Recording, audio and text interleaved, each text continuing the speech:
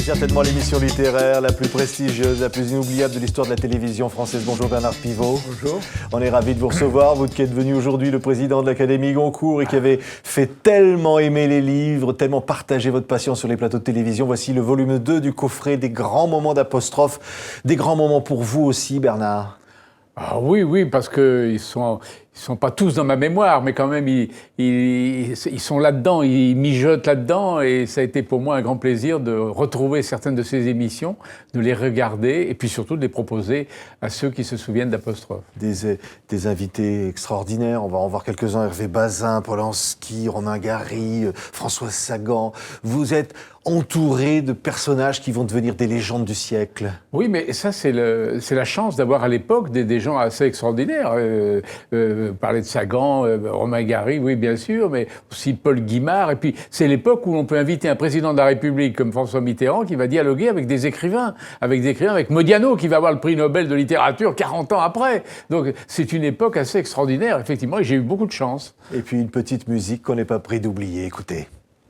Après l'émission un peu tumultueuse de vendredi dernier sur mai 68, je vous propose ce soir de l'amour. Remarquez, mai 68 nous y invitait d'une certaine manière, puisque, rappelez-vous, l'un de ses slogans les plus fameux, c'était « Faites l'amour, pas la guerre ». Alors, l'amour, on ne le fera pas ce soir, parce que c'est pas le lieu, mais on en parlera. On écrit, je crois effectivement qu'on ne peut pas écrire sur l'amour à chaud, on ne peut pas écrire en étant amoureux, c'est un peu incompatible. Et surtout, on ne peut pas écrire pour.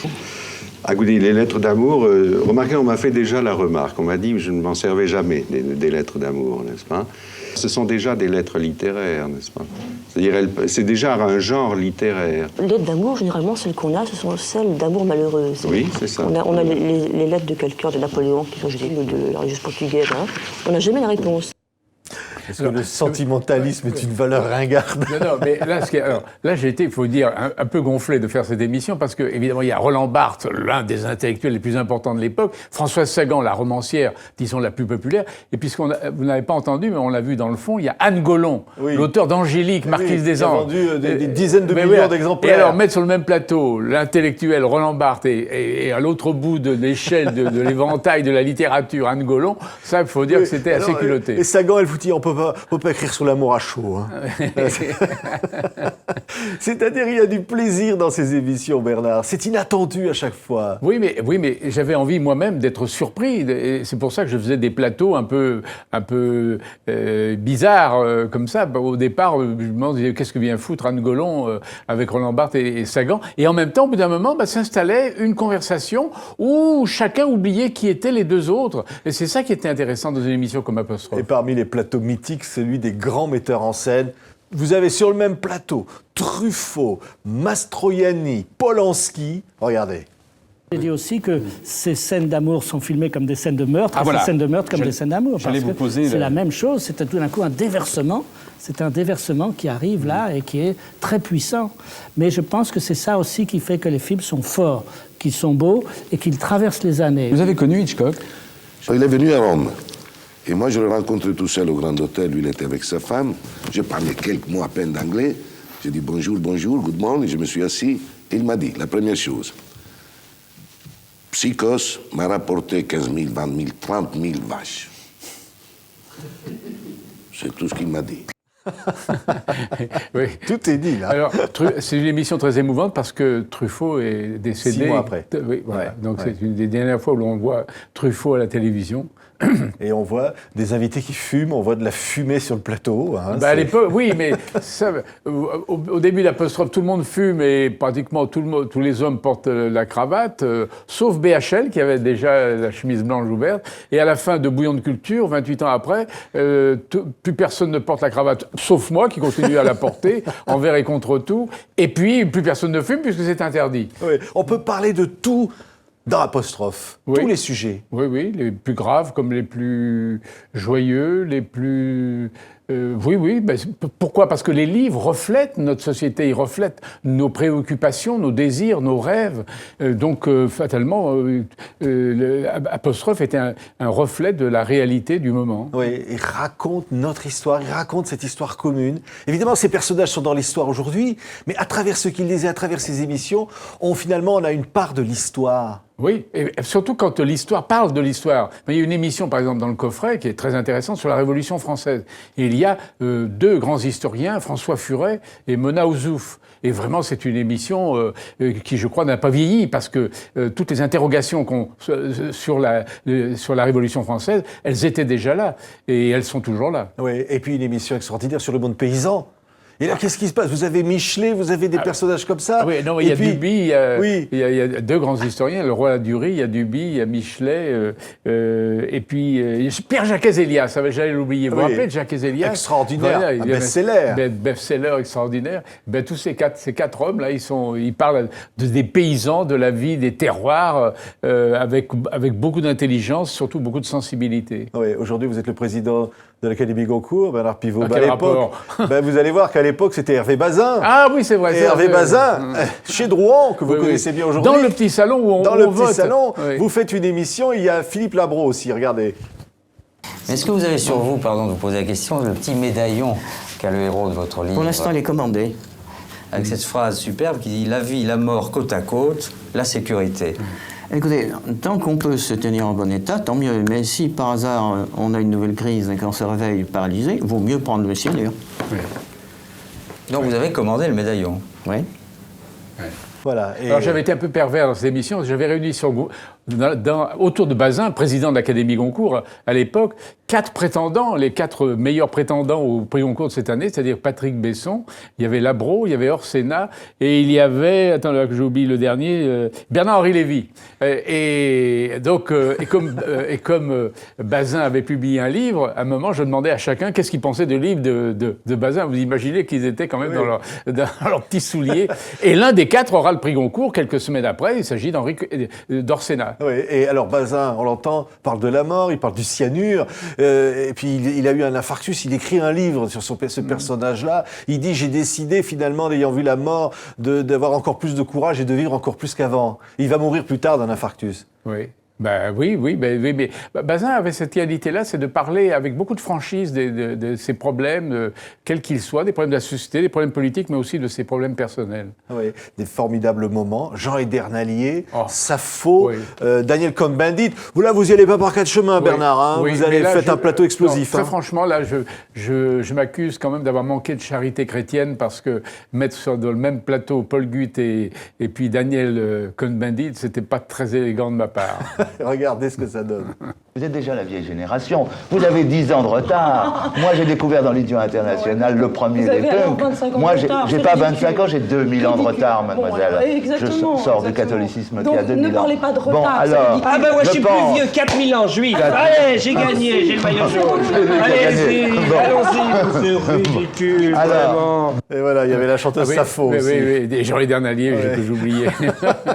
Mais ça, vous y attendez quand même à ce que... Oui, la polémique est un peu organisée, puis parfois totalement inattendue, comme dans la première émission, dont malheureusement nous n'avons aucune photographie, aucune image, c'était sur les avocats, et il y avait une polémique qui avait vraiment opposé 2 ou 3 personnages sur le plateau, et ça avait d'ailleurs fait, à ce moment-là, dès son entrée à la télévision, ça avait fait le succès d'Apostrophe.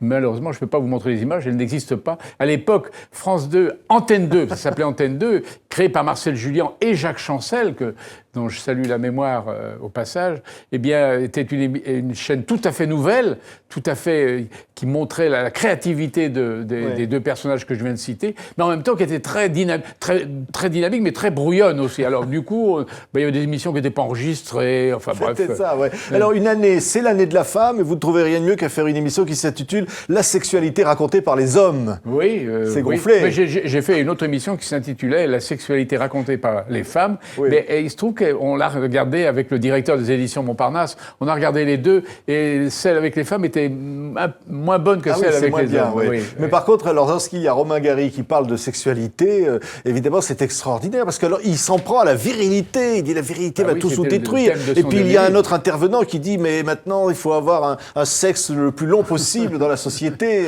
C'est ça, hein? Oui, à l'époque, aujourd'hui, ça n'étonnerait plus personne, mais à l'époque, ça choquait un peu quand même. Écoutez, Romain Gary. J'ai choisi le déclin sexuel de cet homme, je vous l'ai dit, artistiquement, pour faire planer sur mes deux personnages, l'homme de 60 ans et la jeune femme de 21 ans, cette ombre noire de la fin, de la mort, qui essaye de faire ressortir l'acuité et la profondeur de vibration de chaque seconde qu'ils vivent ensemble. Ça, vraiment, il faut comprendre. Oui, mais je vous remercie d'avoir mis cet extrait de Romain Gary, parce que, vous savez, c'est un de mes ratages, puisque je regrette beaucoup de ne pas avoir fait un entretien tête-à-tête avec Romain Gary, qui était quand même un très très bon écrivain, un grand écrivain, et malheureusement, il est mort avant que j'aie ce réflexe-là. Mais là, au moment où il parle, on ne le sait pas, mais il est en train d'être l'auteur d'une des plus grandes supercheries de l'histoire de la littérature. Oui, mais ça, c'est autre chose. Là, il parle de sexe, il ne parle pas de supercherie. Mais c'est ça, mais quel personnage! Quel personnage! Oui, mais vous savez, la littérature, elle est pleine de personnages extraordinaires. Pas seulement au XXe siècle. Regardez les écrivains du XIXe siècle, Flaubert, Zola, Balzac. C'est pas des personnages extraordinaires. Leur vie, chaque vie de tous ces écrivains est un roman extraordinaire. C'est-à-dire derrière l'œuvre, derrière ce qu'ils mettent sur le papier, comme ça, cette folie d'écrire, cette envie de partager, il y avait des hommes et des femmes. Et dans Apostrophe, cette humanité-là rejaillissait sur le plateau. Oui, ben ils étaient là avec leurs livres, mais donc avec leurs souvenirs, leurs sentiments, leurs idées, leurs fantasmes. Et quand ils s'exprimaient librement, parfois avec beaucoup de passion, eh bien, le public pouvait accéder presque à l'intimité, ou en tout cas au secret de ces écrivains-là. Il y a eu un très beau documentaire sur vous, Bernard Pivot, sur vos passions. Vous deviez lire tout ça chaque semaine. Et voilà, vous aviez peur, vous aviez la trouille, vous l'avez dit. Pour faire une émission comme celle que je faisais, il fallait que je lise entre 10 et 14 heures par jour. Ben voilà, c'était le prix à payer. Mais en même temps, c'est agréable quand même de lire chez soi, bien confortablement assis, plutôt d'être payé gentiment à la fin du mois. Donc c'était quand même une position extrêmement, je sais pas, qu'on pouvait envier, non? Vous trouvez pas? Le titre, Parlez-moi d'amour. Et vous dites, voilà, Parlez-moi d'amour. Finalement, dans une de ces émissions, évidemment, il y avait Sagan, Roland Barthes, on l'a vu. Mais finalement, c'est de l'amour de la vie, c'est l'amour de la littérature, c'est tout ça. Mais la vie et la littérature vont ensemble. Il ne peut pas y avoir de bonne littérature sans recours à la vie. Et je pense que très souvent, la vie débouche sur la littérature. Tout ça est mêlé. Moi, je dois citer cette chose-là. On dit souvent, lire un roman, c'est se retirer du monde. Non, c'est entrer dans le monde par une autre porte. Et c'est pourquoi j'exhorte les hommes politiques, contrairement à ce qu'ils faisaient autrefois, à lire des romans. Et ils s'enrichiront. Il ne faut pas lire que des essais, que des choses, des traités économiques. Non, il faut lire des romans. Les romans sont très enrichissants pour la connaissance du monde et de nos contemporains. Oui. Lorsque vous faites une émission avec Mitterrand, il lit beaucoup, il vous le dit. Oui, il adore la littérature, il aime écrire, il sait très bien écrire. C'est un bon écrivain. S'il avait voulu, il aurait certainement pu faire une carrière dans la littérature. Oui, bien sûr. Donc, et aujourd'hui, malheureusement, les hommes politiques, ils se détournent un peu de la littérature. Ils ne passent plus par Normal Sup, ils passent par l'ENA. Et là, donc, ce sont des têtes d'œufs, mais je trouve qu'il manque un peu de sensibilité littéraire. On pourrait dire de vous, Bernard, que vous êtes un gourmand, dans tous les sens du terme. Hein. Oui, mais écoutez, la gourmandise, d'abord, c'est pas un péché, contrairement à ce que raconte le Vatican. Je pense même que la gourmandise, parce qu'elle est liée à la curiosité, c'est une immense qualité. Et c'est 15 heures de gourmandise qui sont à l'intérieur de ce coffret, le volume 2 donc d'Apostrophe. Évidemment, Sagan, Truffaut, Orsenna, Roland Barthes, Élie Saint-Marc, Grand Résistant, Vladimir Yankelevitch, Georges Duby, Christine de Rivoire sont des personnages mythiques de ce siècle qui sont tous passés devant vous, Bernard. Et c'est émouvant de voir ces émissions aujourd'hui pour vous encore. Oui, oui, bien sûr, c'est émouvant. Alors à la fois, j'ai beaucoup de plaisir et en même temps un peu irrité parce que parfois je trouve que je suis pas très bon. Je me dis mince, pourquoi tu as dit ça? Mais pourquoi tu voilà. Mais en même temps, bon, je suis quand même bien satisfait. Merci beaucoup, Bernard Pivot. Merci.